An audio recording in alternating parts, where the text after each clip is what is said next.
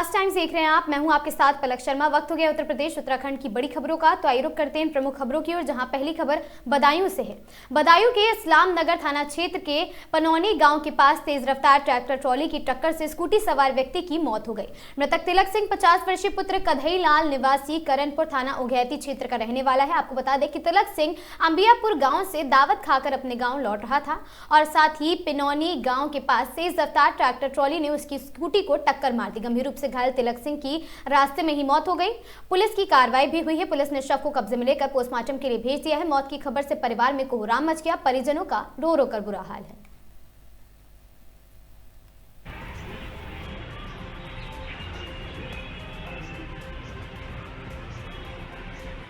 नाम है आपका? राजेश कुमार। अच्छा, जो खत्म हुई है ये कौन है तुम्हारे और क्या मामला था? हमारी बहन हुई है। हम तो बाहर रहते हैं हरियाणा में। अच्छा, कैसे मौत हुई है इनकी? हैं? कैसे मौत हुई है? इनकी ये दावत खा के आ रही थी अपनी बहन के यहाँ से, फिर रास्ते में पिनौनी के पास में टंकी सीधे आ रहे, एकदम ट्रैक्टर लेके आए, उन्होंने टंकी वहीं मोड़ दिया, आमने सामने टक्कर हो गई। अच्छा, हाँ, तो इनकी मौत कवर नहीं गाड़ी कर पाए, फिर अपने दो भी इधर से आ रहे, इधर से आमने सामने हो गई टक्कर। अच्छा, हाँ, मौत इनकी लेके एम्बुलेंस लेके आए वहाँ पर रुदान हॉस्पिटल में कहा के लेके गए थे। वहाँ से फिर बदायूं के लिए कर दिया मेडिकल कॉलेज में। अच्छा, यहाँ आते आते ख़त्म हो गए।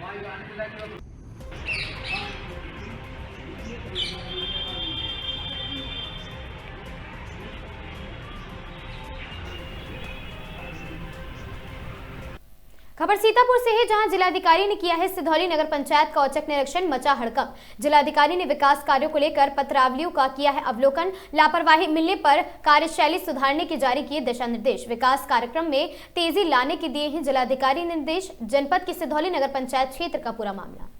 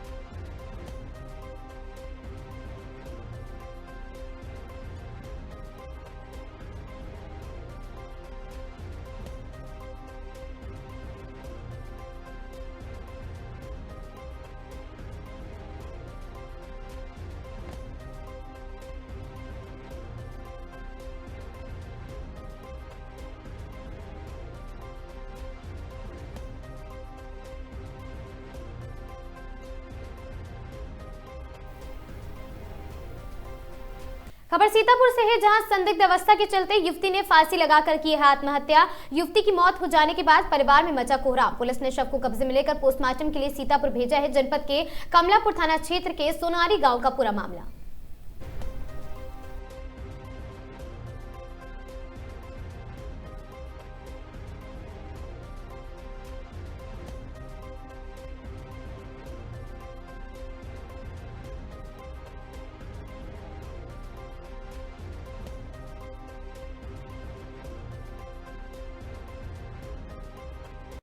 मेरा नाम रंजीत है। रंजीत जी, कौन ख़त्म हुआ, क्या हुआ था? वो मेरी साली है। क्या नाम था? उसका नाम संध्या था। उम्र कितनी होगी? उम्र 21 वर्ष है। कैसे मौत हुई इनकी? वो उसने सुसाइड कर लिया अपने। घर पे लगाया, बाहर? हाँ, घर ही पे लगाया। फांसी लगा ली? फांसी लगाया।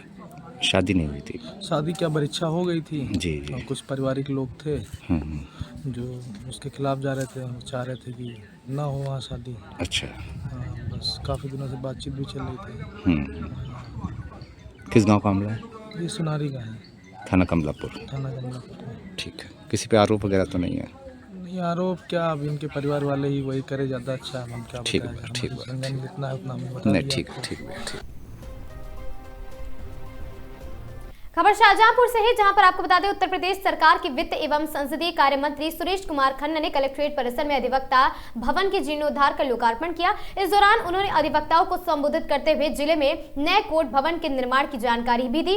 शनिवार को शाहजहांपुर पहुंचे उत्तर प्रदेश सरकार के वित्त एवं संसदीय कार्य मंत्री सुरेश कुमार खन्ना ने जिलाधिकारी धर्मेंद्र प्रताप सिंह के साथ कलेक्ट्रेट परिसर में अधिवक्ता भवन के जीर्णोद्धार का लोकार्पण किया। अपने संबोधन में वित्त मंत्री ने कहा कि जिले में नए कोर्ट भवन के निर्माण की स्वीकृति शासन से मिल चुकी है और जल्द ही निर्माण कार्य शुरू किया जाएगा। वित्त मंत्री सुरेश कुमार खन्ना ने बताया कि जिले में नए नोटों के निर्माण की स्वीकृति हो चुकी है, जल्द ही इसका काम शुरू होगा, जिससे अधिवक्ताओं और साथ ही वादकारियों दोनों को सुविधा मिलेगी। वित्त मंत्री ने कहा कि वर्ष 2017 के बाद प्रदेश में कानून व्यवस्था में मजबूती हुई है और प्रदेश में के प्रति व्यक्ति आय बढ़ी है और रोजगार के नए अवसर भी पैदा हुए हैं। एक्सप्रेसवे और एयरपोर्ट के निर्माण से प्रदेश की कनेक्टिविटी बेहतर हुई है, जिससे विकास को और भी गति मिली है।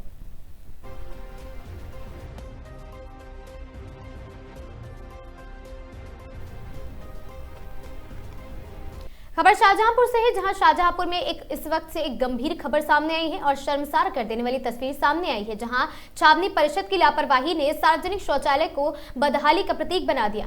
हरदोई बस अड्डे के नाम से प्रसिद्ध इलाके में स्थित सुलभ शौचालय की हालत इतनी खराब है और लोग मजबूरी में इसका इस्तेमाल कर रहे हैं। ये तस्वीरें शाहजहांपुर छावनी परिषद क्षेत्र की है। हरदोई बस अड्डे के परिसर में बना सुलभ शौचालय आज खुद बदहाली की दुर्गंध बयां कर रहा है। शौचालय और बाथरूम के कई दरवाजे टूट चुके हैं तो कई कक्ष ऐसे हैं जिनमें दरवाजे ही नहीं हैं। महिलाएं यहां आती हैं और तो शर्मिंदगी महसूस करती हैं, वहीं पुरुष भी मजबूरी में इन शौचालयों का इस्तेमाल करने को मजबूर हैं। यहां पानी की व्यवस्था बेहद खराब है, इतना गंदा पानी आ रहा है कि कोई हाथ तक लगाने से कतराता है। यह सुलभ शौचालय आसपास के क्षेत्र के महिला पुरुषों के साथ साथ राहगीरों और बस चालकों द्वारा रोजाना इस्तेमाल किया जाता है। पूर्व सदस्य छावनी परिषद निशांत यादव ने बताया कि शौचालय की हालत बहुत ही खराब है, कई बार शिकायत की जा चुकी है। मैंने खुद भी अधिकारियों को अवगत कराया था, लेकिन आज तक कोई समाधान नहीं निकला है।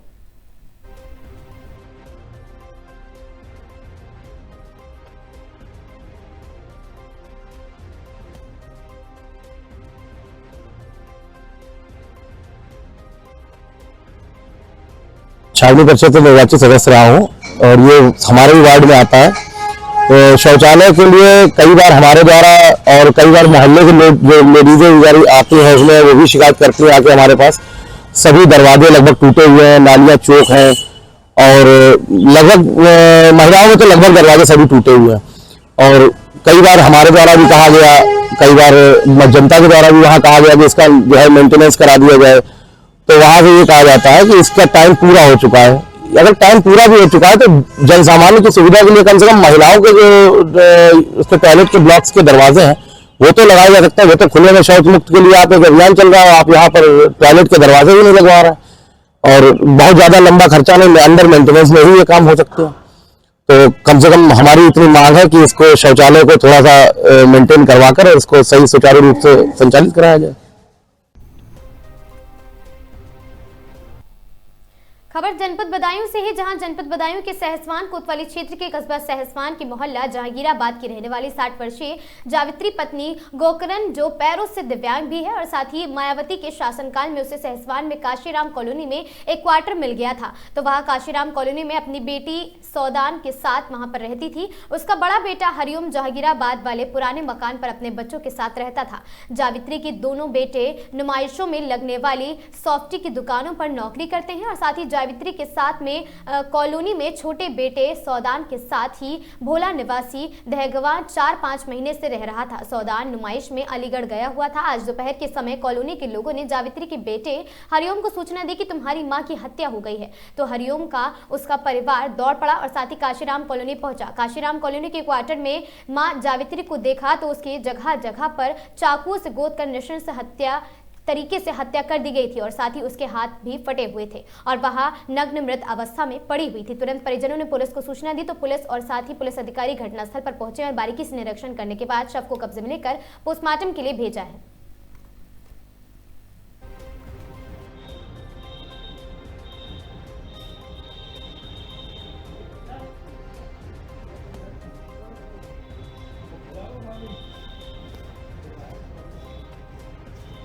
सर, सैसवान के काशीराम कॉलोनी में एक महिला का शव मिला है और घटनास्थल का आपने निरीक्षण किया है, क्या घटना घटित हुई है सर? आज दिनांक 31 जनवरी को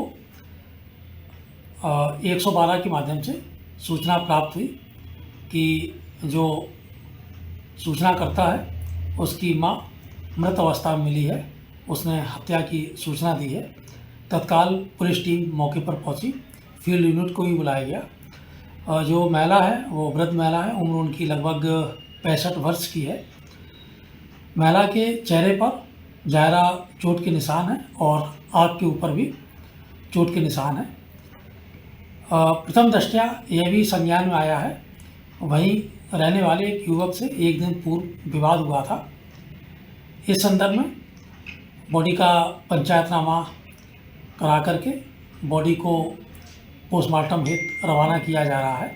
इस संदर्भ में परिजनों से तहरीर लेकर के अग्रिम विधिक कार्रवाई सुनिश्चित की जाएगी। क्या नाम है आपका? हरिओम है सर। कहाँ के रहने वाले हो? जंगलाबाद के बाबूजी। क्या मामला है जो तुम्हारी माँ की नृशंस हत्या की गई है? जी बाबूजी, ये तो एक वहाँ पर जंगलाबाद में आपको भोला रहता था, भोला नाम का रहता था वहाँ पर। उसने ही कोई बना रखा है, ऐसा सारे कपड़े होड़े उतरे पड़े थे उनके और चाकू फाकू में लगा था उसमें। कहाँ मारे गए थे सर? जिस चाकू उंगली फूली में मतलब मारे गए थे उंगली में, और ये भी था एक, और यहाँ भी, और कान में खून निकल लिया था सारे में। हाँ, ये कुछ पेट पे कुछ मेरे निशान में मैंने देखा नहीं है, खून भी देखी थी। तो माँ अकेली रहती? अकेली रहती है, अभी तो अकेली थी। हम तो हमारे थे टावा। ये भोला कौन है? भोला जी वहीं का है, कोई वहीं का भोला है। कौन है?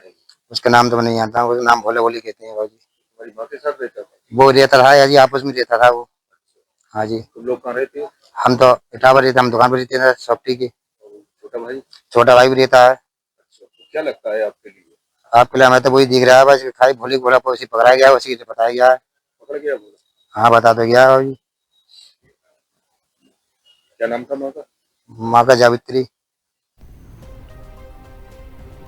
खबर जनपद इटावा से है, जहां इटावा के पक्का बाग निवासी एक महिला ने अपने देवर और भतीजे पर घर में घुसकर मारपीट करने का आरोप लगाया है।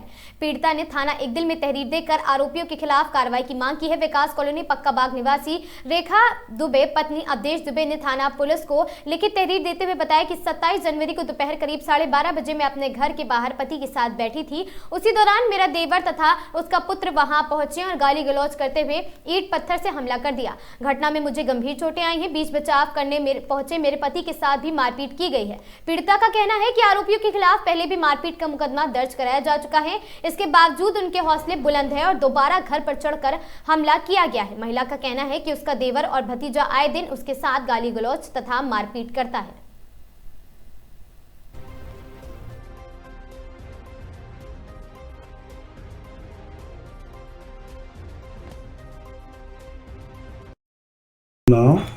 Awadhesh Kumar, son of Keshav Kishore, Vikas colony भारतीय पक्का बाग इटावा में स्थित है मकान हमारा। पक्का बाग इटावा में स्थित है।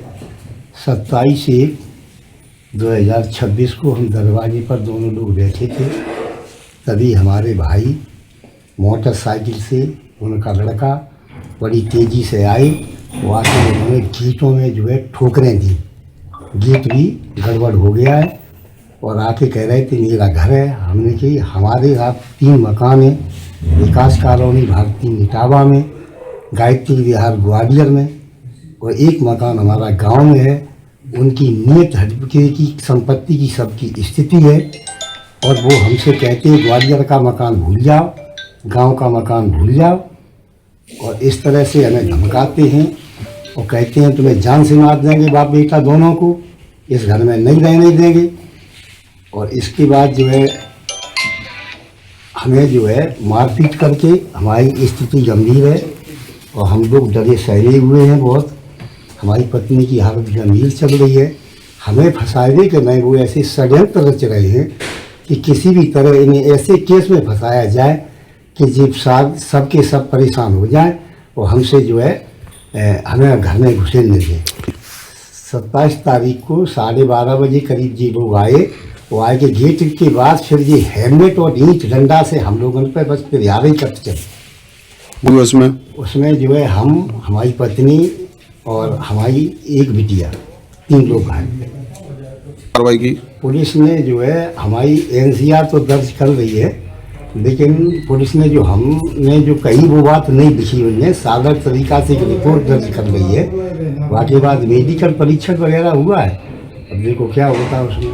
2 दिन बाद भाई जो है अपनी रिपोर्ट लिखाने गए और जाने के बाद ये दबाव बना रहे हैं सब तरह से कि हमारी अच्छी धारा में ऐसी रिपोर्ट लिखी जाए कि भाई साहब को पूरा परिवार जेल चल हो जाए। प्रयास कर रहे हैं, इधर उधर वो जुगाड़ लगा रहे हैं, हमें इधर उधर से अपने लोग वहाँ देख रहे हैं कि अपनी सौदाबाजी किसी न किसी से ये कर रहे हैं, किसी तरह से जो कुछ भी लगे, लेकिन ये गंभीर केसों में फंस जाए और जी मतलब लगे हैं अपने वहाँ। हाँ, ये सन 2014 में, सन 16 में ये निकले जेल में, 376 में जेल गए और जेल के बाद जा दिन से ये जेल में छूट के आए। इनकी हर नियत प्रॉपर्टी हड़पने की और हम लोगों को सताए की और मारपीट के अलावा और धमकी देने के अलावा कोई काम ही नहीं कर रहे थे। अबे 2 महीना पहले आए थे तो घर में जी तारे लगाए गए और तारे लगाने के बाद 4-6 लड़कन को, लड़का दोस्त वैन को लेके आते हैं। सियानी बिटियाँ हमारे घर में, अपनी इज्जत कैसे बचाई जाए, ये हमेशा बर्बाद करने पे तुले हैं कि बच्चियों की बदनामी होए।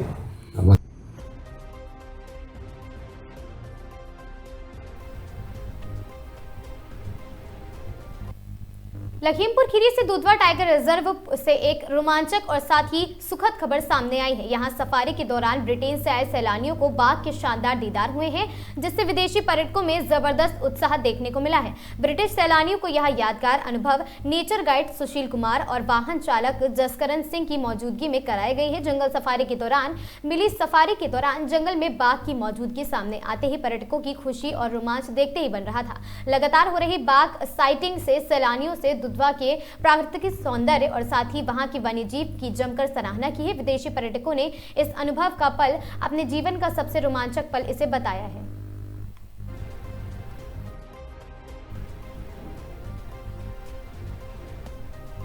खबर सीतापुर से है, जहां सराफा व्यापारी से बाइक सवार बदमाशों ने की है लूट की वारदात। लूट की घटना को अंजाम देकर फरार हुए लुटेरे। सराफा की दुकान बंद करके घर वापस जाते समय रास्ते में हुई थी सनसनीखेज वारदात। घटना की सूचना पाकर मौके पर पहुंची पुलिस तहकीकात में जुटी है। सीसीटीवी फुटेज खंगाल कर रही पुलिस आरोपियों की तलाश। जनपद के सकरन थाना क्षेत्र का पूरा मामला। दिनांक 31 जनवरी 2026 को थाना सकरन पुलिस को यह सूचना प्राप्त हुई कि चौकी महुलिया क्षेत्र में एक व्यक्ति के साथ लूट की घटना कारित हुई है। सूचना पाकर तत्काल पुलिस मौके पर पहुंची और जांच की गई तो ये तथ्य प्रकाश में आए कि एक व्यक्ति जिनका नाम मोनू रस्तोगी है, जो पटना थाना बिस्वा के रहने वाले हैं, उनकी एक दुकान महुलिया चौकी क्षेत्र में पड़ती है, जो सुनार का काम करते हैं। ये शाम लगभग 5 बजे अपनी दुकान बंद करके वापस अपने घर जा रहे थे। इसी दौरान 2 अज्ञात बाइक सवार लोगों ने इनका रास्ता रोका और इनसे इनका बैग छीन करके भाग गए।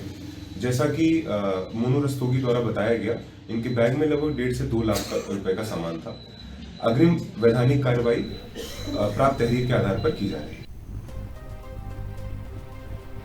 जनपद अलीगढ़ के थाना क्वारसी क्षेत्र के अंतर्गत पंजीपुरा में गाटा संख्या 45 पर भू माफियाओं द्वारा पीड़िता की जमीन पर अवैध कब्जा किया जा रहा। आपको बता दें कि पीड़ित परेशान है। क्षेत्रीय पुलिस द्वारा भी भू माफियाओं को कब्जा करा रही और पीड़ित काफी परेशान है। न्याय के लिए दर दर भटक रहा है। कई बार भू माफियाओं द्वारा पीड़ित के साथ कई बार मारपीट भी की गई है, जो कि स्थानीय पुलिस ने अभी तक इस मामले में कोई संज्ञान नहीं लिया। पीड़िता और साथ ही पीड़ित तहसील अधिकारियों के चक्कर लगा रहे हैं और न्याय के लिए दर दर भटक रहे हैं।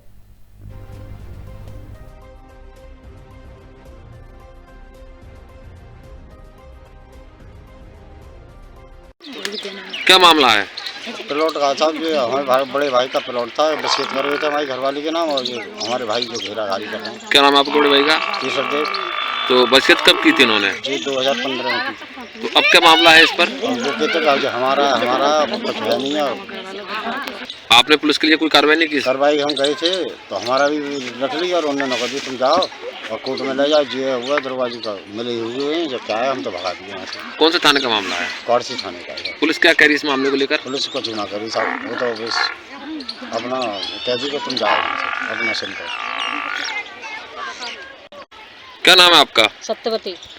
कहाँ की रहने वाली हैं आप? रामगढ़ पंजीपुर की। कौन सा थाना लगता है आपका? क्वारसी। क्या मामला है?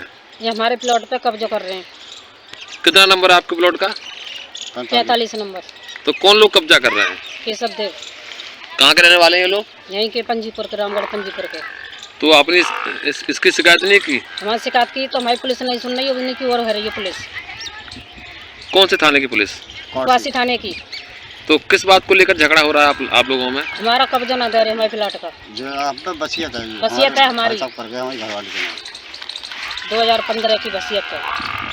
तो फिर उसमें क्या बाधा आ रही है? वो कब्जा कर रहे हैं जबरदस्ती अपना, हमें कब्जा ना दे रहे, मारपीट करता है हमारे साथ। कौन कौन लोग हैं?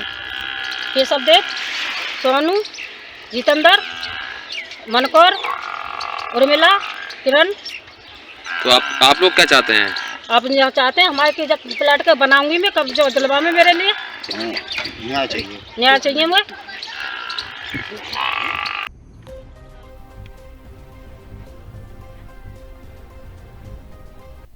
इटावा के भरथना रेलवे क्रॉसिंग पर टला है बड़ा रेल हादसा। क्रॉसिंग पर फंसी कार, बंद फाटक के बीच क्रॉसिंग 20B पर फंसी कार। मौत से चंद सेकंड दूर रहा चालक और साथ ही 12003 स्वर्ण शताब्दी एक्सप्रेस तेज रफ्तार में कर रही थी क्रॉसिंग पार। ट्रेन आते देख स्थानीय लोगों ने सूझबूझ दिखाकर चालक को दी चेतावनी। सैकड़ों यात्रियों की जान बच गई। बड़ा हादसा टला है। पूरी घटना मोबाइल कैमरे में हुई कैद। शताब्दी एक्सप्रेस ट्रेन गुजरते ही खुला फाटक। कार चालक कार सहित मौके से हुआ फरार और गेटमैन की लापरवाही और चालक की जल्दबाजी आई सामने। घटना के बाद रेलवे प्रशासन की कार्यप्रणाली पर उठे गंभीर सवाल। इटावा के भरथना रेलवे क्रॉसिंग 20B का मामला आया सामने।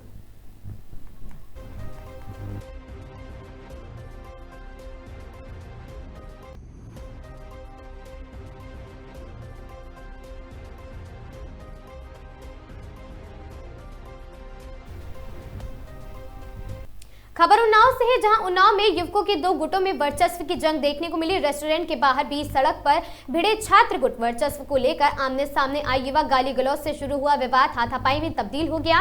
बेल्ट लाद घूसे चले। सड़क पर मची अफरा तफरी। मारपीट का वीडियो सोशल मीडिया पर वायरल वीडियो के आधार पर पुलिस ने शुरू की जांच। सदर कोतवाली क्षेत्र उन्नाव शुक्लागंज विकास प्राधिकरण की कार पार्किंग का मामला बताया जा रहा।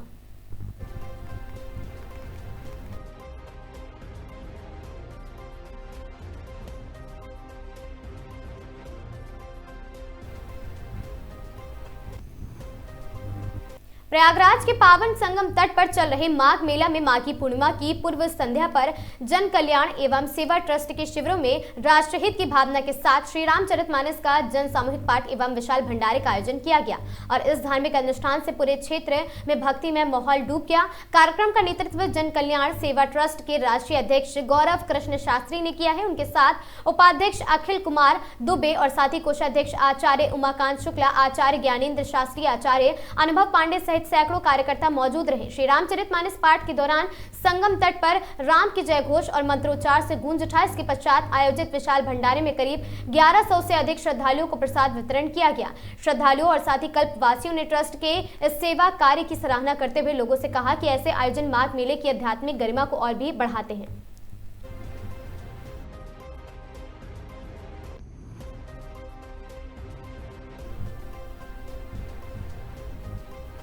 पुलिस मुठभेड़ में 3 शातिर पशु तस्कर गिरफ्तार। चोरी की भैंस, 80,000 नगद व पिकअप बरामद। खबर हरदोई से है।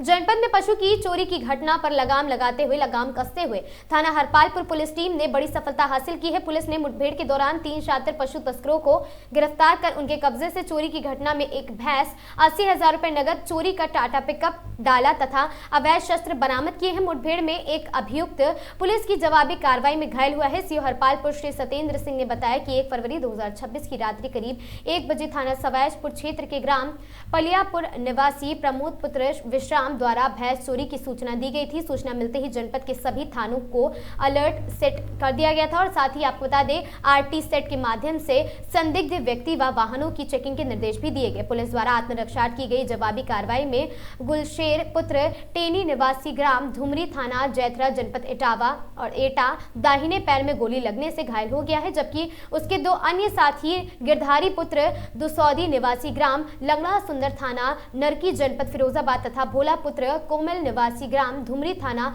जैथरा जनपद एटा को मौके से गिरफ्तार कर लिया गया है।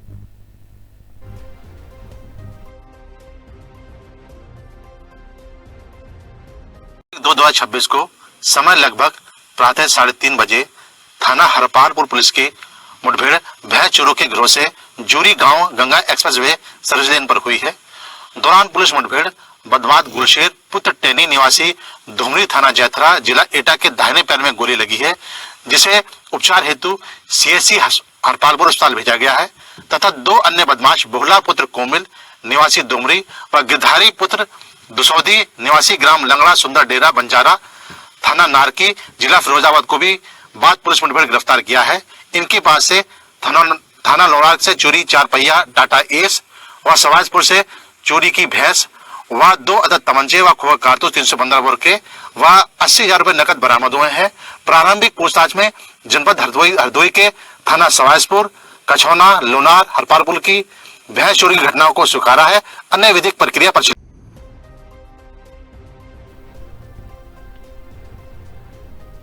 बिजनौर की नगीना पुलिस ने बीती रात को एक युवती से मोबाइल छीनने वाले एक अभियुक्त को पुलिस ने मुठभेड़ के दौरान घायल अवस्था में गिरफ्तार किया है। दरअसल 30 जनवरी 2026 को एक युवती ने धारा नगीना पर धैर्य देते हुए आरोप लगाया था कि वह अपनी सहेली के साथ नगीना में खरीदारी करने के लिए आई थी और गांधी मूर्ति से नाले के किनारे पैदल जा रही थी। तभी 2 अज्ञात लड़कों ने उसका मोबाइल फोन छीन लिया था और मौके से फरार हो गए थे। पुलिस ने प्राप्त तहरीर के आधार पर थाना नगीना पर मुकदमा अपराध संख्या 24/2026 धारा 304(2) BNS पंजीकृत किया था। घटना के शीघ्र अनावरण हेतु पुलिस टीमों का गठन भी किया गया और नगीना पुलिस द्वारा बीती शनिवार रात अलीदापुर रोड तिराहे पर चेकिंग की जा रही थी। इसी दौरान एक संदिग्ध व्यक्ति आता हुआ दिखाई दिया जो पुलिस टीम को देखकर पीछे मुड़कर भागने लगा। पूछताछ के दौरान घायल युवक ने अपना नाम फुरकान पुत्र अबरार अहमद मोहल्ला सराय मीर नगीना बिजनौर बताया है, जिसके द्वारा छिनैती की घटना को स्वीकार करते हुए बताया गया कि उसने अपने साथी जेठ पुत्र एहसान निवासी मोहल्ला पहाड़ी दरवाजा नगीना के साथ मिलकर नगीना में नाले के पास एक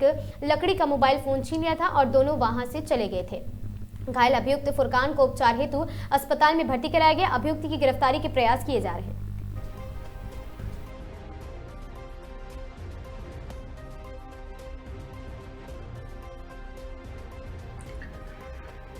थाना क्षेत्र नगीना के अहलेदादपुर में हुई पुलिस मुठभेड़ के संबंध में अवगत कराना है कि आज रात्रि लगभग 8 बजे पुलिस द्वारा अहलेदादपुर मोड़ पर चेकिंग की जा रही थी। अचानक एक संदिग्ध व्यक्ति आता दिखाई पड़ा जो पुलिस को देखते ही पीछे मुड़कर भागने लगा।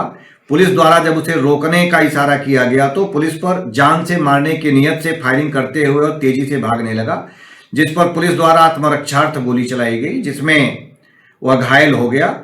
उसके पास पहुंचकर जब पूछताछ की गई तो उसने अपना नाम फुरकान बताया तथा भागने का कारण पूछा गया तो उसके द्वारा बताया गया कि वह कल अपने एक साथी जैद के साथ मिलकर एक महिला से मोबाइल छीन लिया था। इसी के डर की वजह से वह भाग रहा था। उसके पास से छीना हुआ मोबाइल, तमंचा तथा जिंदा कारतूस तथा एक खोखा बरामद हुए हैं तथा उसके दूसरे साथी की तलाश की जा रही है। बाद पूछताछ उसे तत्काल प्राथमिक चिकित्सा केंद्र के लिए भेज दिया गया है। शेष अन्य विधिक कार्यवाही सुनिश्चित कराई जा रही है।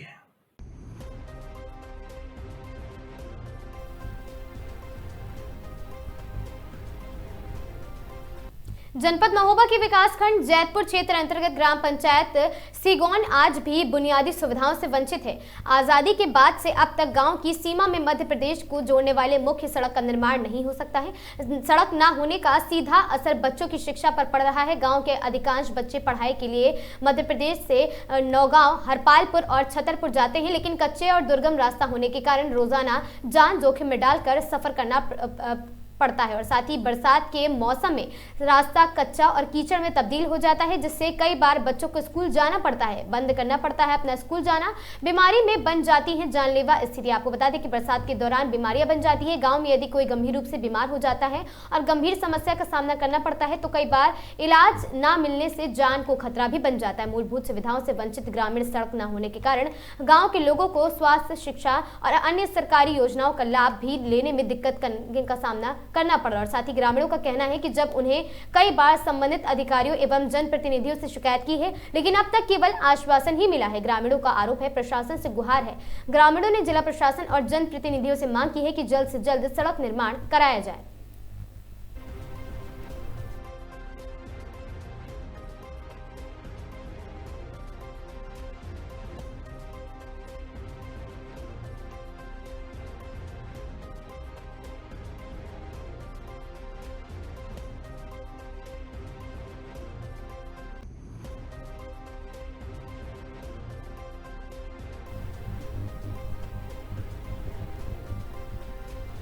सचिव आवास विकास और राजेश कुमार ने हरिद्वार पहुंचकर हरिद्वार रोड की विकास प्राधिकरण के अधिकारियों के साथ कई विकास योजनाओं की समीक्षा बैठक की है। इसके बाद उन्होंने प्रदेश के सभी राज्यों के स्थानीय उत्पादों को प्रमोट करने के लिए बनाए जा रहे यूनिट मॉल का भी स्थलीय निरीक्षण किया है। हरिद्वार रोड की हाईवे पर रानीपुर और साथ ही झाल के पास यूनिटी मॉल बनाया जा रहा है, जिसका लगभग आधा निर्माण कार्य हो चुका है। सचिव आर राजेश कुमार ने अधिकारियों को काम में तेजी लाने के निर्देश दिए हैं। यूनिटी मॉल में 3 कॉम्प्लेक्स बनाए जा रहे हैं, जहां देश के सभी राज्यों के स्थानीय उत्पादों और उत्तराखंड के सभी 13 जिलों के उत्पादों को बढ़ावा दिया जाएगा।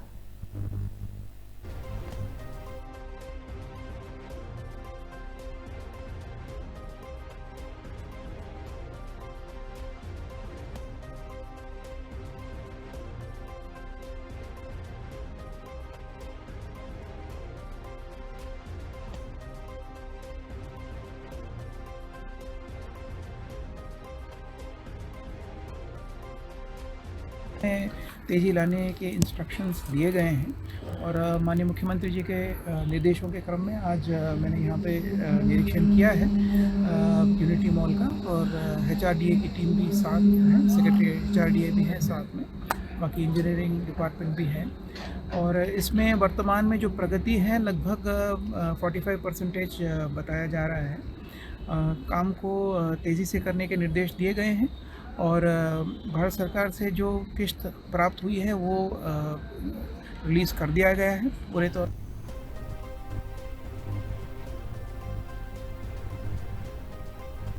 खबर हरिद्वार से है, जहां हरिद्वार में शारदीय कावड़ यात्रा की शुरुआत होने वाली है। इस कावड़ यात्रा में यूपी के बिजनौर, मुरादाबाद, अमरोहा समेत कई जिलों में बड़ी संख्या में श्रद्धालु गंगा जल लेने हरिद्वार पहुंचते हैं। शनिवार को हरिद्वार और बिजनौर पुलिस के बीच अंतर्राज्यीय समन्वय मीटिंग हुई है, जिसमें कावड़ यात्रा में श्रद्धालुओं की सुरक्षा व्यवस्था को लेकर प्लानिंग की गई। 2 फरवरी से महाशिवरात्रि तक चलने वाली इस कावड़ यात्रा में कई लाख श्रद्धालुओं के हरिद्वार पहुंचने की उम्मीद है और पुलिस अधिकारियों का कहना है कि श्रद्धालुओं की यात्रा सुरक्षित और मेला सकुशल संपन्न हो, इसके लिए सभी जरूरतें तैयारी कर ली जाए।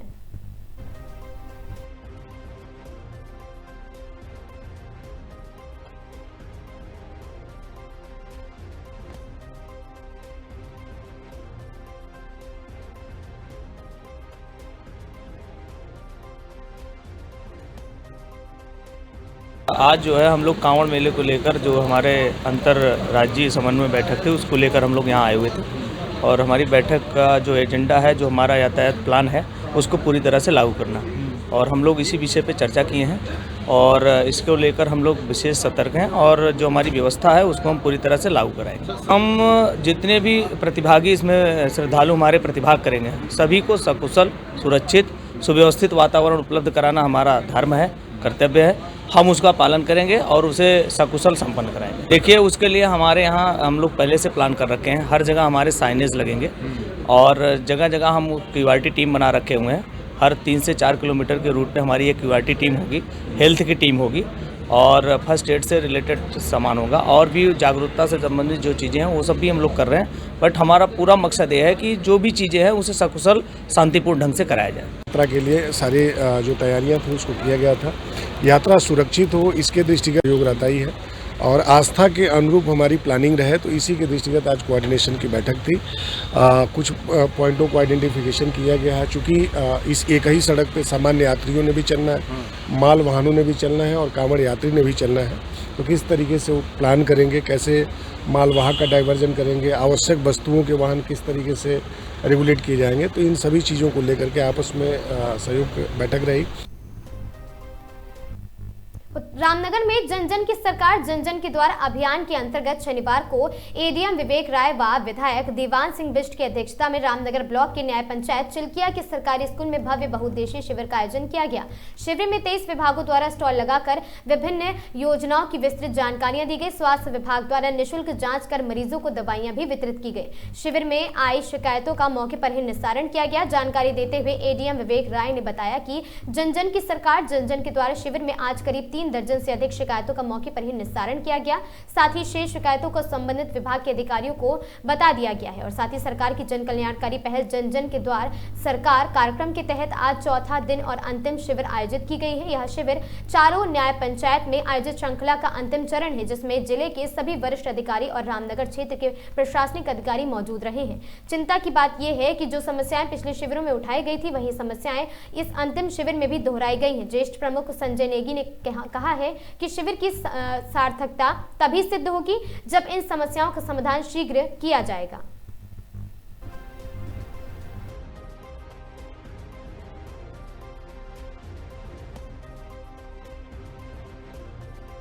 कि आप देख रहे हैं हमारे माननीय विधायक जी हैं, माननीय मंत्री जी हैं और शिविर का आयोजन हुआ है। सभी 23 विभाग के अधिकारी यहाँ पर हैं। लाभार्थियों को लाभ जो प्राप्त करते हैं वो दिया जा रहा है। अभी आपने देखा कि माननीय हमारे जनप्रतिनिधियों के माध्यम से लक्ष्मी किट का वितरण किया गया। अभी तक हम 49 एप्लीकेशंस पर जो है कार्रवाई कर चुके हैं। सतत जो है अभी एप्लीकेशन हमारे पास आती जा रही हैं। मेरा अनुमान है कि 100 से अधिक एप्लीकेशन आएंगी। जिस तरीके से जन सैलाब यहाँ पे उमड़ा है, जन जन की सरकार जन जन के द्वार का असली जो है स्वरूप यहाँ देखने को मिल रहा है और लाभार्थी जो है यहाँ पे योजनाओं का लाभ ले रहे हैं। सभी जिला स्तरीय अधिकारी यहाँ उपस्थित हैं योजनाओं को बताने के बारे में।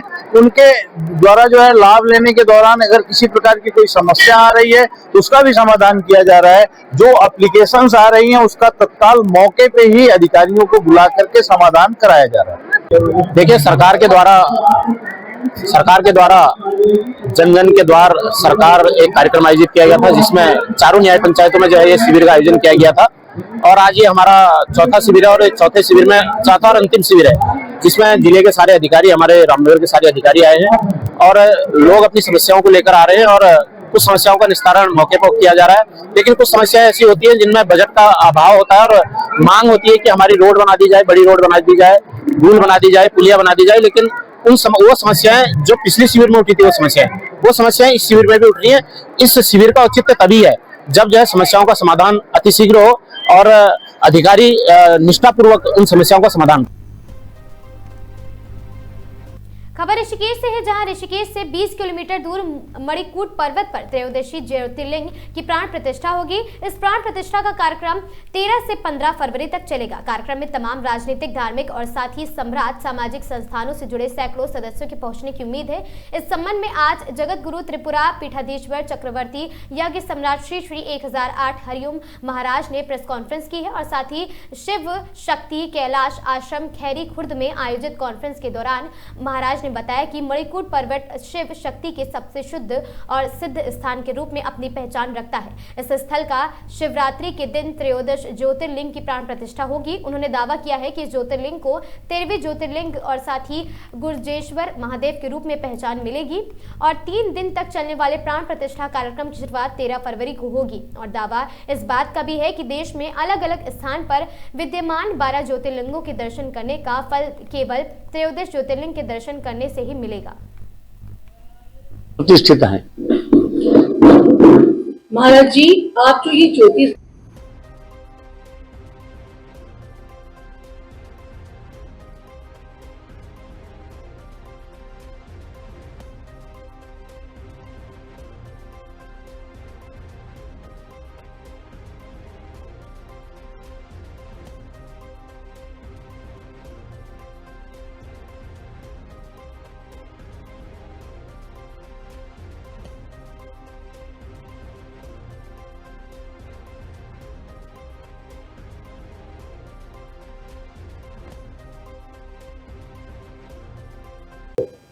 ज्योतिर्लिंग का स्वरूप है। 12 ज्योतिर्लिंग के जो दर्शन नहीं कर पा रहे हैं तो उन्हीं के स्वरूप में यहाँ भोलेनाथ के पर्वत पर प्रतिष्ठा की जा रही है। तो यहाँ आकर के दर्शन करेंगे, उनको वही पुण्य फल प्राप्त होगा जो 12 ज्योतिर्लिंगों का प्राप्त होता है, क्योंकि वो भगवान भोलेनाथ का ही पर्वत है। स्कंद पुराण में बताते हैं, स्कंद पुराण में, शिव पुराण में, और महादेव जल निकलता है वहां, उसका नाम हमने आपने नहीं रखा, महादेव पानी पहले से ही रखा गया है और वो स्रोत का नाम ही महादेव जल है और उसी से उनका अभिषेक होगा। परिक्रमा होती, उनकी गौशाला है और 500 बेलपत्र के वृक्ष हैं। कम से कम 20 रुद्राक्ष के वृक्ष हैं, 11 कुंड निरंतर चलते रहते हैं। तो मेरा अपना मानना है कि 11 कुंड अर्थात रुद्र। महाराज जी, जो केदारनाथ नहीं जा पाएगा, क्या उसके दर्शन से उसे केदारनाथ का पुण्य मिल जाएगा? केदारनाथ की नहीं, 12 ज्योतिर्लिंगों का पुण्य फल प्राप्त होगा। केदारनाथ तो आप सिंगल बता रही हैं, बाकी 11 बच गए हैं। महाराज जी, ऐसे में उनकी आस्था को ठेस नहीं पहुंच रही है, बल्कि लोगों को एक सरल सुविधा मिल रही है। आपको भूख लगी 8 रोटी की, नहीं मिली 8 रोटी 4 मिली, तो 4 में ही पेट भर लेते हैं। अब नहीं जो दर्शन कर पाएंगे तो यहीं आके गंगा स्नान करके जाके मणिकूट पर्वत दर्शन कर लेंगे, उनकी आत्मिक संतुष्टि तो होगी। इसमें आस्था को ठेस नहीं, बल्कि इसमें और आस्था का बढ़ावा है। उस कार्यक्रम के बारे में हम देखिए, हम सिर्फ श्रद्धा भाव वीआईपी और कई वीआईपी आएंगे, लेकिन मैं नाम इसलिए नहीं ले सकता कि मैं वीआईपीओ की फोटो लगवा करके मैं प्रतिष्ठा नहीं करता। मैं थोड़ा अलग हूं, मैं जानता हूं इस तरह, पहली बार मैं आया भी हूं और ये सब चीजें हमको पसंद नहीं थी। मैं ठीक है, रहता कभी कभी आता हूं यहाँ नेपाली फार्म, कभी कभी वहां चला जाता था, वहां से फिर आगे चला जाता हूं गुरफली, यहाँ से 270 किलोमीटर दूर है, वहां भी एक कच्ची गुफा है और कच्ची ही है, वहां बाथरूम भी नहीं, किचन भी नहीं, कुछ भी नहीं है। इसमें कोई भूमि दाता भी है या ये स्वयं की आश्रम का भूमि अपने नहीं, दान दाता है, भूमि दान दिया है। और भूमि 18 नाली के हिसाब से 18 बताते हैं कि 18 नाली है। ये दानदाता कौन है, कहाँ के हैं? वो यहीं गढ़ी श्यामपुर के हैं। मणिकूट पर्वत वेदोक्त पुराणोक्त प्रमाणित है, पुराणों में वर्णन है इनका। नीलकंठ मणिकूट पर्वत ही प्रतिष्ठित हैं, यहां सत्यापित होता है। उन मणिकूट पर्वत की हिमालय में एक ऐसा पर्वत है उत्तराखंड में, मणिकूट पर्वत, जिसकी परिक्रमा होती है। और महादेव जल मणिकूट पर्वत पर ही निकलता है, जिसका नाम महादेव पानी रखा गया है। और उसी महादेव जल से मणिकूट पर्वत पर प्रतिदिन शिवलिंग का अभिषेक होता है। वहां 13 ज्योतिर्लिंग के स्वरूप में, 12 ज्योतिर्लिंग के स्वरूप में 13 ज्योतिर्लिंग की स्थापना की जा रही है। 12 ज्योतिर्लिंग का दर्शन लगभग 80% संत नहीं कर पा रहे हैं। जैसा कि हम समाज में पूछते रहते हैं कार्यक्रमों में, तो बहुत कम लोग 12 ज्योतिर्लिंग पूर्ण कर पाते हैं। तो उनके लिए सबसे सुनहरा अवसर है ये कि सब गंगा क्षेत्र में मणिकूट पर्वत पर 12 ज्योतिर्लिंग की स्थापना होगी। 13 ज्योतिर्लिंग की स्थापना होगी 15 तारीख शिवरात्रि। इसी 15 फरवरी को शिवरात्रि में प्रतिष्ठा होगी। सभी लोग प्रतिष्ठा में सम्मिलित हों, और प्रतिष्ठा का अवसर भारत में कभी किसी को यह अवसर नहीं प्राप्त हुआ है, क्योंकि मणिकूट पर्वत पर नीलकंठ प्रतिष्ठित हैं। महाराज जी, आप जो ये ज्योतिष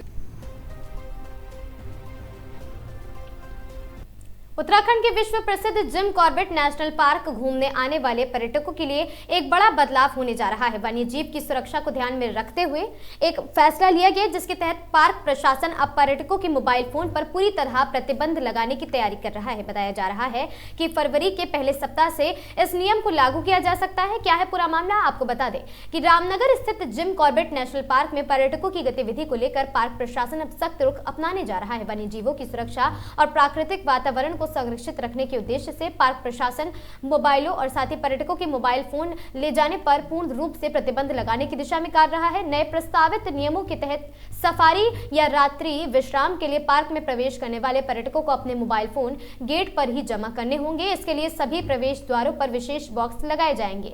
उनकी चाबी पार्क प्रशासन के पास सुरक्षित रहेगी। पर्यटकों को सफारी का ठहराव समाप्त करने के बाद ही उनके मोबाइल फोन वापस किए जाएंगे। पार्क प्रशासन का कहना है कि सुप्रीम कोर्ट के निर्देशों के अनुपालन और वन्य जीवों की सुरक्षा को ध्यान में रखते हुए यह कदम उठाया जा रहा है। पहले कई बार ऐसा देखा गया है कि जब भी पर्यटक जानवरों के बेहद करीब आ जाकर मोबाइल से फोटो खींचते हैं या वीडियो बनाते हैं, जिससे वन्य जीवों को खतरा पैदा होता है। उसके अलावा बाघ दिखाई देने की सूचना मोबाइल फोन के जरिए फैलने से एक ही स्थान पर भारी भीड़ जमा हो जाती है, जिससे न केवल जानवरों की सुरक्षा प्रभावित होती है बल्कि पर्यटकों की जान को भी खतरा पड़ जाता है। मोबाइल प्रतिबंधी को फरवरी के प्रथम सप्ताह से लागू करने का अंतिम मंथन चल रहा है। जल्द ही इस पर आधिकारिक आदेश जारी किया जाएगा। इसका मुख्य उद्देश्य पार्क के प्राकृतिक वातावरण को सुरक्षित रखना और वन्य जीवों को मानवीय हस्तक्षेप से बचाना है।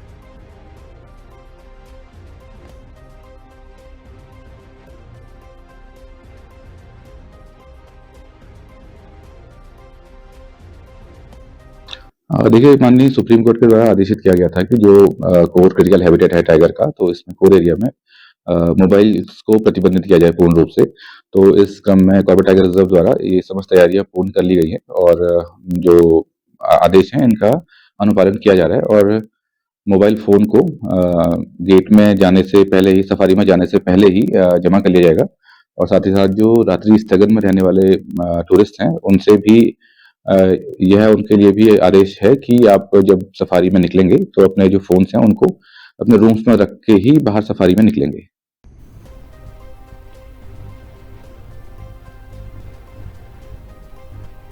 मां और मासूम बेटे का दर्द, पर्दे के पीछे की राजनीति ने चुनावी माहौल को किया ऐसा बड़ा संवेदनशील। एक घटना जिसने इंसानियत, कानून और राजनीति तीनों पर गंभीर सवाल खड़े कर दिए। कहानी है उस परिवार की जो आज पर्दे के पीछे चल रही राजनीति का सबसे बड़ा शिकार बन गया है। जहां एक मां की आंखों से आंसू थम नहीं रहे, वहीं एक पत्नी अपने पति की सलामती की दुआ कर रही है और एक मासूम बेटा हर शाम एक ही सवाल पूछता है, पापा कब आएंगे। जब राजनीति की चालें किसी परिवार की खुशियों को लेकर लील जाएं तो मामला सिर्फ अपराध का नहीं बल्कि इंसानियत के कत्ल का बन जाता है। बीते दिनों सामने आई एक सनसनीखेज मामले में अतुल चौहान द्वारा खुद को सरेंडर करते हुए दिखाया गया। आपको बता दें कि लेकिन सवाल ये उठता है, अगर कोई व्यक्ति शिकायत करने के नाम पर रिवॉल्वर लेकर मौके पर पहुंचता है तो उसका असली मकसद क्या था।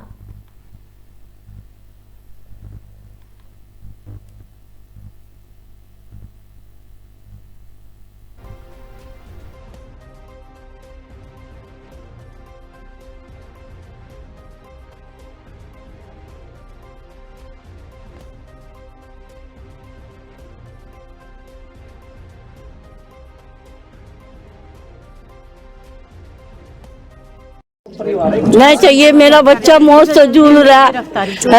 मैं बच्चे के पानी तक नहीं मुंह में गया। कितनी परेशानी हमें हो रही, हमारे घर में कोई नहीं आया। बच्चा हर रोज पापा पापा कर को कहा, हम भी कुछ नहीं खा रहे। उस दिन तो न पी रहे, न हमारे घर में चूल्हा चल रहा है। हमारी आत्मा को दुख नहीं आया, वो क्या जानो। कोई ना गिरफ्तारी कर रहे उसके, ना कुछ। हमें प्रशासन से ये उम्मीद है कि जल्द 24 घंटे में गिरफ्तारी कर लो। और जो अतुल चौहान है तो खुद सरेंडर भतीजा, उनकी वो 24 घंटे में गिरफ्तारी 24 घंटे में गिरफ्तारी चाहिए। हमें बस न्याय चाहिए। हमें चाहिए कि उनकी जल्द से जल्द गिरफ्तारी हो। वे जो अतुल चौहान है उन्होंने तो खुद जाके वहाँ पे वो करा है सरेंडर। बाकी कहाँ है सब, इन पे जल्द से जल्द कार्रवाई हो, उनकी जल्द से जल्द गिरफ्तारी हो। और हाँ, मैं ये भी कहूंगी, मदन कौशिक जी जो उनके घर बैठे हैं, आए हैं आरोपी के घर, उन पीड़ितों के घर तो वे एक बार भी है उनका कुछ भी नहीं सुना है उन्होंने, और वहां जाकर बैठे हैं वो। हमें जल्द से जल्द अपनी वो चाहिए, न्याय चाहिए हमें। बीजेपी के कार्यकर्ता तो मैडम हम भी थे, प्रतिनिधि भी है बीजेपी के। हमारा भाई वहाँ मौत के मुंह में है। कि वो एक बार भी आए नहीं, उन्होंने देखा भी नहीं है घर की साइड। सदन वाले भी जो आरोपी हैं उन्हीं के साथ सब लोग जुड़े हुए हैं। हाँ, मात्र सदन के हैं जो वो भी उनका साथ दे रहे हैं उन आरोपियों का। तो अब आप लोग 24 घंटे में गिरफ्तारी चाहिए। जो और लोग फरार हैं, जो लोग फरार हैं उनकी भी गिरफ्तारी हो। क्या करेंगे आगे? नहीं, हमें प्रशासन पे ये लोग कुछ करने के लिए वो बाध्य करेंगे। वैसे तो हमें पूरा विश्वास है उन पे, पूरी उम्मीद है कि वो करेंगे। भरोसा है वो लोग कि वे 24 घंटे में गिरफ्तार करेंगे। हम भी यहाँ सबको आस पास के सब घर हैं, सब डरे हुए हैं। कुछ भी जो दिन में दिहाड़े में गोली चला सकते हैं तो वे और किसी पे नहीं कर सकते। तो कुछ भी कर सकते हैं। हमारे बच्चे भी हैं, हमारी जहाँ पे हैं धाड़े ही कर रहे हैं ऐसा काम। आप क्या लगती हैं? मैं अमित चौहान जी की वाइफ हूँ और वे उनका रेगुलर जाते हैं। उनकी सचिन की मैं भाभी हूँ। वे हमारे घर के सदस्य। देखो ये उन्होंने बहुत गलत किया। वे दोनों रेगुलर काम पे जाते थे अपना। हमारा रोज का था, हमारा ड्राइवर भी था, हमारा मुंशी भी था। हैं वे अपना काम कर रहे थे सब। ये जाके पीछे से वहाँ से उन्होंने वार किया। क्यों किया उन्होंने? हमारी जमीन पे आ गई। उनका क्या मतलब था? वहाँ पर जिन्होंने जमीन दी सभी गवाह यहाँ पर सभी खड़े हुए लोग भी, जिन्होंने जमीन बेची, जिन्होंने खरीदी, अपने मकान बना रहे थे वे वहाँ पर। वहाँ सभी जनता ही चल रही थी। किसी पे गोली लग जाती तो हमारे पे क्यों मारे? तो ऐसे में अब आप क्या चाह रहे हैं? हमें तो न्याय चाहिए। 24 घंटे में गिरफ्तार चाहिए हमें बस। ये कैमरे में सब क्या है, सभी आ रहे हैं इसमें, आप देख सकते हो। ठीक है, मैं यही चाहती हूँ कि हमें जल्द से जल्द 24 घंटे में वे सारे गिरफ्तार चाहिए बस। खबर हरिद्वार से है, जहां आज माघ पूर्णिमा है। माघ पूर्णिमा पर पुण्य अर्जित करने के लिए श्रद्धालु की बड़ी संख्या में धर्मनगरी की हरिद्वार की ओर दिख रहे हैं और साथ ही यहां पर हर की पौड़ी पर आज सुबह से गंगा स्नान करने वालों की भीड़ उमड़ पड़ी है। और माघ पूर्णिमा पर गंगा स्नान का विशेष महत्व बताया जाता है, इसीलिए श्रद्धालु दूर दूर से हरिद्वार पहुंच रहे हैं और साथ ही पौड़ी पर गंगा में आस्था की डुबकी लगा रहे हैं। पुलिस और प्रशासन की ओर से भी श्रद्धालुओं की सुरक्षा और व्यवस्था के लिए पर्याप्त इंतजाम किए गए हैं। उम्मीद जताई जा रही है कि आज शाम तक कई लाख श्रद्धालु गंगा स्नान करने के लिए पहुंचेंगे।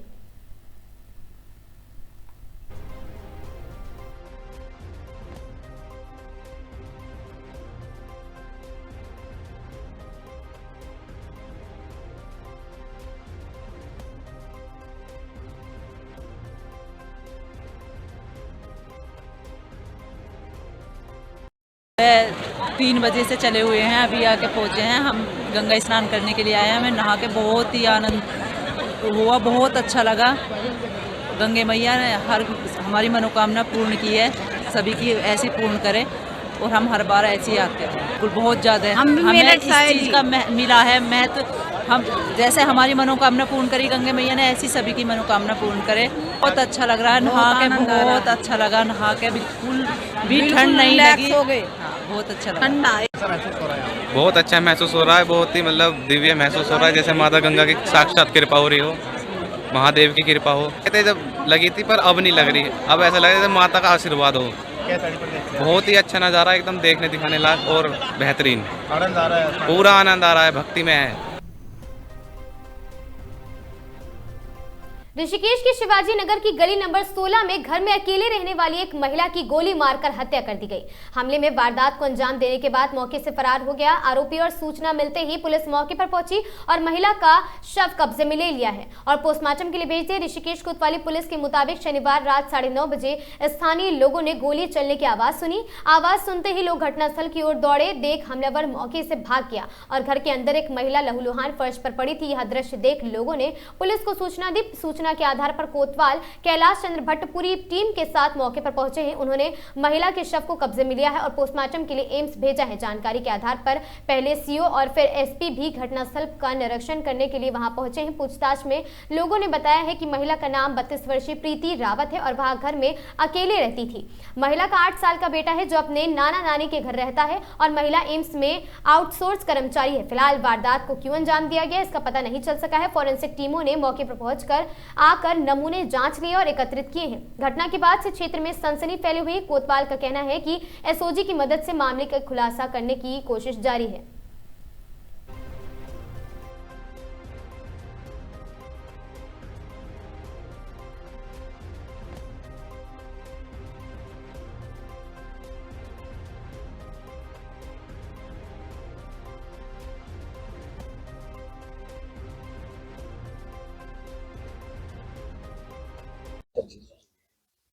देखिए लगभग 9:30 बजे के आसपास 112 पे हमें ये सूचना प्राप्त हुई थी कि शिवाजी नगर की गली नंबर 16 में किसी युवती पर गोली चलाई गई है।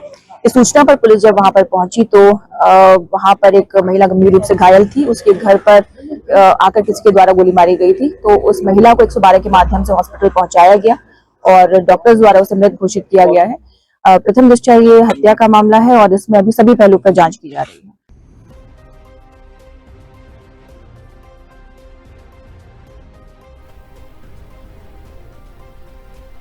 ऐतिहासिक बटलर झील में खुलेगा आइलैंड कैफे। एलडीओ उपाध्यक्ष प्रथमेश कुमार ने स्थल निरीक्षण कर दिए हैं निर्देश। प्राकृतिक सुंदरता के बीच परिवार के साथ समय बिता सकेंगे लोग। आपको बता दें ऐतिहासिक बटलर झील के बीच बने आइलैंड में कैफेटेरिया खुलेगा। इसका नाम आइलैंड कैफे होगा। लोग पेट्रोलिंग और साथ ही ब्रिज के रास्ते पर कैफे में जाकर प्राकृतिक सुंदरता के बीच लजीज व्यंजनों का लुत्फ उठा सकेंगे।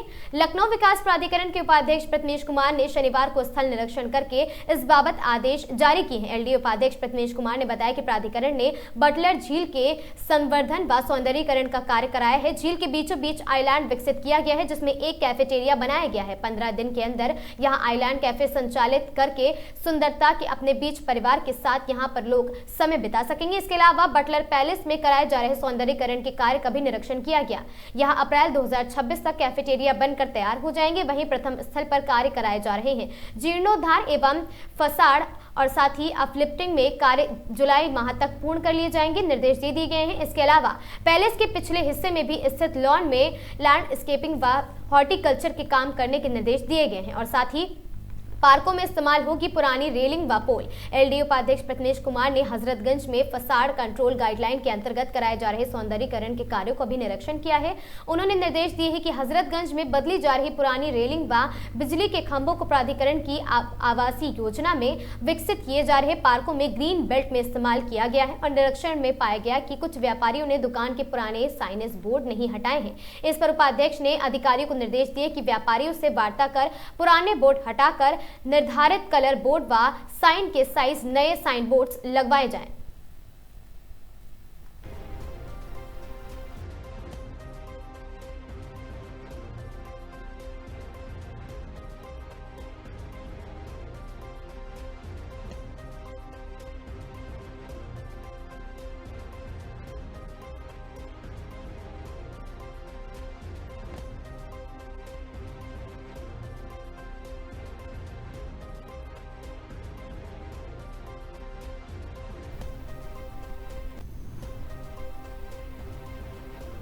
पिपरा घाट रेलवे क्रॉसिंग पर बनेगा आरओबी। दिलकुशा रोड का होगा चौड़ीकरण। ग्रीन कॉरिडोर प्रोजेक्ट के तृतीय चरण के अंतर्गत पिपरा घाट में शहीद पथ के बीच शुरू हुआ काम। एलडीओ उपाध्यक्ष प्रथमेश कुमार ने किया है स्थलीय निरीक्षण। बारिश से पहले पूरा होगा लैंड फिलिंग का कार्य। लखनऊ विकास प्राधिकरण ने पिपरा घाट से शहीद पथ तक के बीच ग्रीन कॉरिडोर प्रोजेक्ट के तृतीय चरण का काम शुरू कर दिया है। लगभग 5 किलोमीटर लंबे इस स्ट्रेच में कॉरिडोर बनने से कैंट से अयोध्या रोड व कानपुर रोड की ओर जाने वाले लोगों को काफी राहत मिलेगी। यह सफर मिनटों में तय किया हो जाएगा और साथ ही एलडीओ उपाध्यक्ष प्रथमेश कुमार ने शनिवार को इस पूरे रूट का निरीक्षण करके कार्य की प्रगति देखी है। इस दौरान उन्होंने पिपरा घाट के पास रेलवे क्रॉसिंग पर वीआईपी स्पर और साथ ही बनाने वाले दिलकुशा रोड का चौड़ीकरण कार्य के निर्देश दिए हैं। उपाध्यक्ष प्रथमेश कुमार ने कहा कि छावनी बोर्ड से एनओसी लेकर रेलवे क्रॉसिंग पर रेलवे ओवरब्रिज का निर्माण करना शुरू कराया जाए और साथ ही यहाँ आरओबी लगभग 240 मीटर लंबी व 12 मीटर चौड़ी होगी। इसके अलावा दिलकुशा से ग्रीन कॉरिडोर को कनेक्ट करने वाली सड़क वर्तमान में 9 मीटर चौड़ी है। उपाध्यक्ष ने निर्देश दिए हैं कि भविष्य में ग्रीन कॉरिडोर संचालित होने पर उक्त सड़क पर भी ट्रैफिक का काफी लोड आएगा। इसे ध्यान में रखते हुए सड़क के चौड़ीकरण का कार्य भी साथ ही साथ करा लिया जाए। इसके बाद उन्होंने पिपरा घाट में G20 रोड तक बनने वाले 4 लेन पुल की साइट का निरीक्षण किया और पुल के निर्माण के लिए टेंडर के माध्यम से एजेंसी का चयन हो गया है और साथ ही उपाध्यक्ष ने 1 सप्ताह के अंदर कार्य शुरू कराने के निर्देश दिए। बारिश से पहले पूरा करे लैंड फिलिंग का काम। पिपरा घाट से आर्मी लैंड के नाले में 2.8 किलोमीटर लंबा 4 लेन बंधा बनाया जाना है। वहीं आर्मी लैंड नाले में शहीद पथ के मध्य 2.5 किलोमीटर लंबे स्ट्रेच में बंध का निर्माण होना है और उपाध्यक्ष ने इस पूरे रूट का निरीक्षण किया है जहां मौके पर अर्थ फिलिंग मिट्टी की भराई का काम होता पाया गया है। उन्होंने निर्देश दिए कि बरसात से पहले लैंड फिलिंग का समस्त कार्य हर हाल में पूर्ण कर लिया जाए। मुख्य अभियंता ने अवगत कराया कि बंधे के किनारे सुरक्षा एवं मजबूती के दृष्टिगत स्टोन पिचिंग का कार्य भी कराया जाए और साथ ही किश्तकारों को वेलनेस सिटी में दी जाएगी जमीन। एकाना क्रिकेट स्टेडियम से किसान पथ के मध्य प्रस्तावित ग्रीन कॉरिडोर के अलाइनमेंट का भी निरीक्षण किया गया। एलडीओ उपाध्यक्ष प्रथमेश कुमार ने निर्देश दिए हैं कि बंधे व ब्रिज के निर्माण के लिए जिन किश्तकारों की जमीन जाएगी उन्हें लैंड पूलिंग नीति के तहत वेलनेस सिटी में निःशुल्क भूमि दी जाएगी। उन्होंने निर्देश दिए हैं कि मौके पर साइट ऑफिस बनाए जाए जहां अर्जन अनुभाग के अधिकारी नियमित रूप से बैठकर काश्तकारों से वार्ता करेंगे और साथ ही अर्जन संबंधित प्राधिकरण का निस्तारण सुनिश्चित किया जाए। इस मौके पर संयुक्त सचिव सुशील प्रताप सिंह और प्रताप सिंह और साथ ही मुख्य अभियंता मानवेंद्र सिंह, अधीक्षण अभियंता नवनीत शर्मा, जोनल अधिकारी देवांश त्रिवेदी, अधिशासी अभियंता अजीत सिंह एवं मनोज सागर समेत अन्य अधिकारी व अभियंतागण उपस्थित रहे।